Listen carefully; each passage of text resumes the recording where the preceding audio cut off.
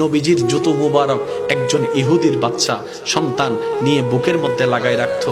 একটা দিন যখন নবীজির রহমাতুল লিল আলামিন খবর পেয়েছেন ও ছেলেটা অসুস্থ, নবীজি সবকিছুকে ফেলে ওই ছেলেকে দেখার জন্য চলে গিয়েছেন। সুবহানাল্লাহ।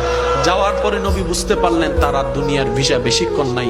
রবের কাছে দোয়া করলেন, ও আল্লাহ, আমাকে মহাব্বত করে আমার জুতা নিয়েছে, আমাকে মহাব্বত করে আমার জুতা বুকে নিয়েছে।